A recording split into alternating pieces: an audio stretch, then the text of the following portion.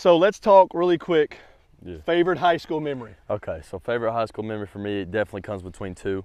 First time my college coach ever came and watched me, Coach Mark Brew for Lee, was standing right there and we were playing Columbia Academy for regionals to go to sub-state. And that game, it was really me, Kavaris Terrace, their hitter, versus Peyton Smith and their pitcher, and Peyton can sling it. And it got to a 3-2 count, and dude threw a curveball, and I hit it up there on that hill. And I'll never forget Joey Drury jumping out of the dugout about this high and coming and just berating me at the plate, him and Isaiah Hobby. Good dogs! Good dogs!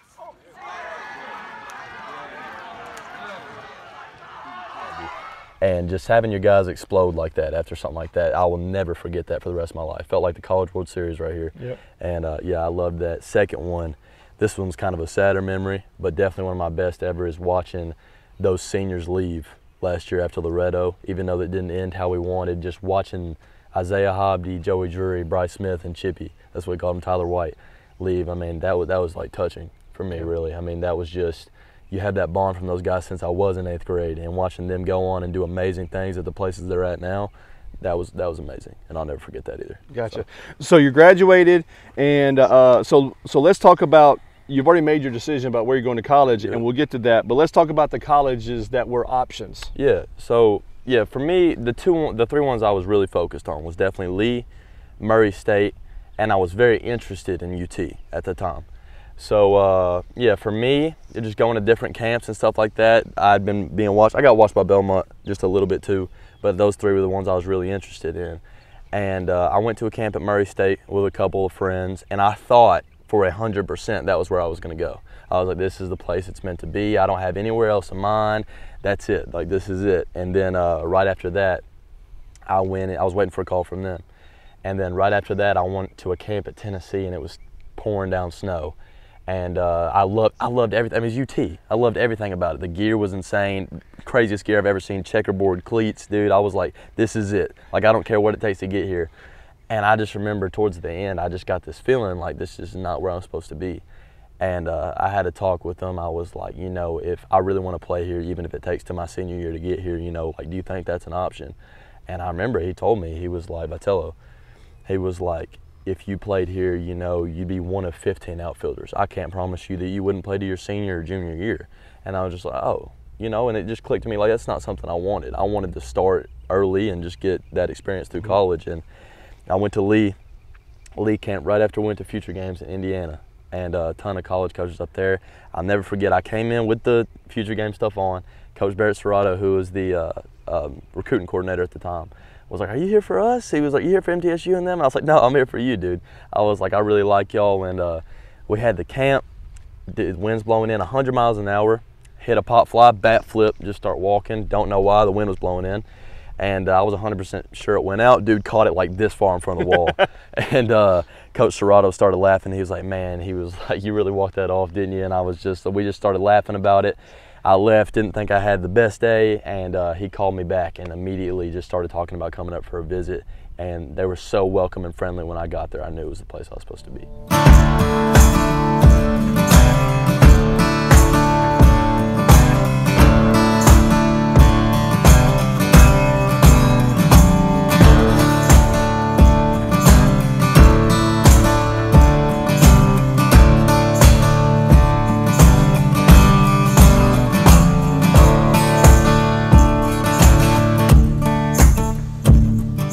We're in the dugout. Yeah. And this is completely unscripted right now. I haven't even told you, but I mean, I just got here, we moved some stuff around, and I was like, and then you sat up here and I was like, dude, I remember this. Like, we never sat down here. You're always sitting up here. You're on the rail, you know, you're cheering. And then you think about sunflower seeds. It's like, I grabbed my bottle, I was like, dude, I need some sunflower seeds, man. Dude. Tell me about the dugout. Tell me about the high school dugout for you. Oh, yeah. So just one of our biggest rules was we're always on the rail. We get back here, we're getting chewed out by Coach if we're playing. But we're always sit back here if he's talking to us. And, dude, just being on the rail, no matter what game, no matter if it's a scrimmage and just cheering your guys on, that was every day. And that was amazing. One of my friends who graduated last year, Isaiah Hobby, he brought the energy every time we were in the dugout. And no matter if he was just screaming, like doing Indian calls, just all kinds of stuff, just for the team, it was awesome. And yeah, I'll never forget that. I'll never forget the energy in here for sure. senior year '92, we actually lost the state championship in Yeah. basketball. You know, so we had a great season, and I know that your boys Yeah. were Close. in the state tournament. Yeah. Yeah. And so you're out here. The season started. Mm-hmm. You got a decent season. Yeah. And I'm gonna let you elaborate on this, like, because you told me earlier about a lot of things that were going on, because you were thinking about the basketball players. Yeah. And so just tell me right now, it's 2020, and you're going into your senior year Yeah. of high school baseball. What's happening? Okay, so before the season, just like every season, you get like about 5-6 months of training. You got everything that you had the off season before, and we were steadily coming into this season knowing that it was going to be our best year. We knew we were going to fire on every cylinder, even without the basketball guys back, and we knew once they got back that we were going to be a serious problem. And I don't know, first practice we were a little rusty, and then we just turned it on. First scrimmage we did pretty good, and the first game we were going off. I mean, ended that game, I hit a walk-off grand slam to end my senior season. I mean, there couldn't have been a better way. That was your last at-bat? Last at-bat of the season, walk-off grand slam. Wow. And it's just everything I ever wanted. And after that game, not knowing that the season was going to end, I knew that we had Peyton Smith pumping, and he was going to be our ace this year. And I was like, we can make it this year. Like, this is the year that we beat Loretto. Like, this is it. And we got the call shortly after. So it just completely blindsided us So there, baseball for the first time in your life. Yeah. Since what age?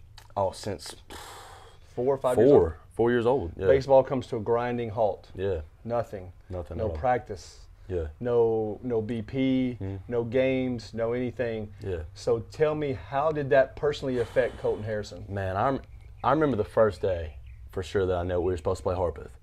And we got the call that it was canceled because somebody had a case around the area. And in my mind, I'm thinking, oh, this is a little short deal, no big deal. You know, it's one game. Like, it's not going to be that big a deal. After we're supposed to have a scrimmage canceled. And it's becoming in my mind like, this is my senior year. And I was like, it's over. I was like, all the guys I grew up with, it's their senior year, it's over. And I'm not going to get to play with my boys that year. So, then I got the final call, and I'm just sitting there like, dude, it's April, and I don't have baseball going on. And just completely just rocked my world, man. I mean, it was an insane downer at first, especially watching the beginning of the season. I was ready for our basketball guys to win state and come back and have an amazing season with us. And it was just a shocker. Everything was going good. We knew it was going to be our year, and I could just tell, like, the breath was taken out of us. Breath was taken out of Coach Wicks. Like, it was tough. How did Coach Wicks take that? It was hard. We all took it hard. I mean, I remember coming up here and taking BP and him telling me, like, I don't even know what that feels like anymore. You know, it's every day. It's every single day for my entire life almost. And I was telling you earlier, you know, we might get to in a second, but just like when that's every day for you, you don't know how to adjust after that. Well, let's go ahead and talk about that because let's be honest.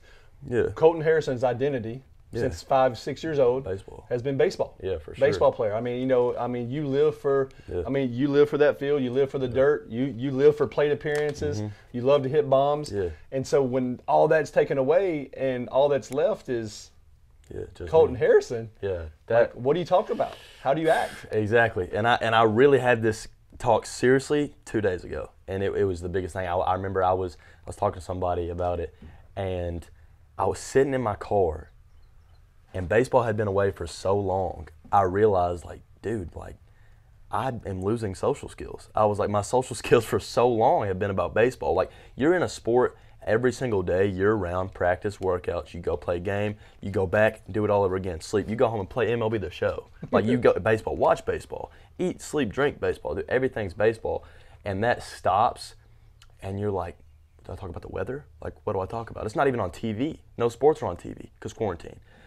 So I'm sitting there, and I'm just like, I'm with my boys, and I'm just like, hey, there are chips in the fridge, or not in the fridge, but not in the fridge. But you're really messed up. But I'm really messed up. But I'm just like, there's food downstairs, and they're just like, yeah, no baseball. Who are y'all playing next week? That ain't gonna happen, you know. And it really helped me work on myself, you know, work on some anxieties that I have, really try to better myself as a character, and just like look deeper in life, look past baseball, like look how can I help others as a person? How can I help others grow? You know, people that are looking up to me. For sure. Because you grew up with a very strong faith, Yep. you know, and so, you know, when you're younger, you know, a lot of times your faith is kind of what your parents and what your church is teaching you. But just, if you can, just touch a little bit on about how not having baseball has actually made you reevaluate those types of things. For sure. I mean, just the biggest thing, when you spend time with your friends like that outside of baseball, there's just opportunities, you know, to do dumb stuff, you know, because you got that free time. You're not occupied every day. So you can make poor decisions and stuff like that. And I think just one of the biggest lessons that's ever been taught to me is you never know who's watching in anything you do. You never know who's watching. I remember it really clicked to me when a friend that I hadn't seen in a really long time, I went to the gym and he was in there.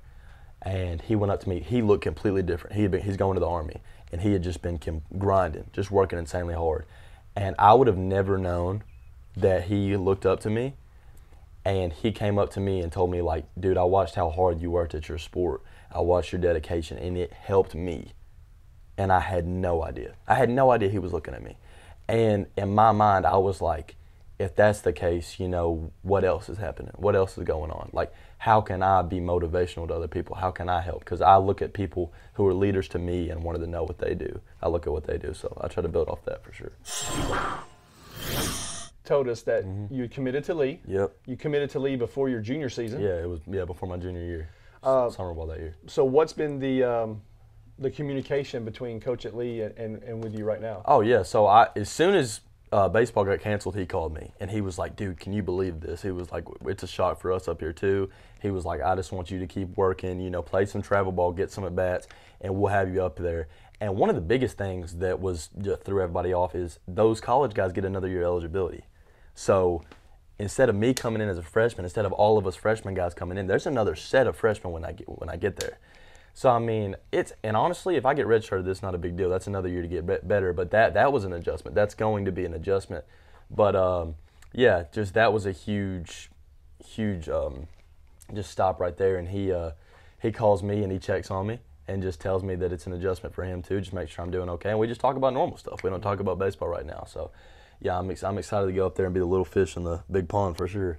So. Well, that's pretty cool. That well, it's pretty cool how it worked out that you committed early. Yeah. Because if you were like so many other players who were waiting for a senior season to maybe have some different offers, with those freshmen who are freshmen now getting, a lot of people don't get recruited. Yeah. And that was, I was thinking about that because I always had in the back of my mind, you know, was this the right decision? I had prayed about it and I felt like it was the right decision personally, committing early. But as it went on, I had always thought about it. I'd always thought, you know, is there something else? Maybe if I would have played this year, you never know what could have happened, you know. But just watching everything happen the way it did and play out the way it did, I knew in the bottom of my heart that I made the right decision. I'm glad I did. Gotcha. Sure. It's kind of funny how God works things out for us. Yes, 100%. He knows. So let's talk about the future. So let's talk about, you know, of course you want to go to Lee and have a great college career, but let's talk about Colton Harrison in 6 years from now. Like what's Colton Harrison doing? So I mean, just every day I'm just trying to ride baseball as long as I can. Definitely trying to make it. And other than that, I'm going into international business. I want to work in an office, in an MLB office. I want to work for. I want to be involved with the MLB in any way any way I can. If I can't play for it, I want to work for it. And I'm going into international business, and what I really want to do is, my friend does this, is be a translator for MLB players coming in. I'd really like to do that and just go work overseas and stuff like that, try to work in the head office, like recruiting in those areas, Dominican and stuff like that. So I'd really like to do that. Cool. But the plan right now is baseball. Lee University, baseball, school, workout, and try to make it. Try to make it, for sure. Try to make it. Yes, sir. Well, that's cool, man. Hey, I have thoroughly enjoyed watching you growing up. Thank you so much for having me. Yeah, since the time you were a little kid, man, and more than anything, you're a great person. Yeah. I tell your parents this all the time. It's like, you know, when I see you out in public, when you talk about when people aren't watching, when you think people aren't watching you, I watch you interact with adults.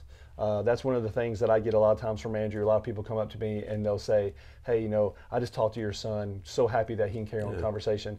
And I know that your mom and dad instilled that in you as well, because every time you see me out, whether it's at the coffee shop or it's at a ball game, you make a point to come speak to me. And I see you do that with other adults. Yeah, for sure. And in this day and age where a lot of times guys and girls like you, they're behind a phone, they're behind video games, they don't have those social skills.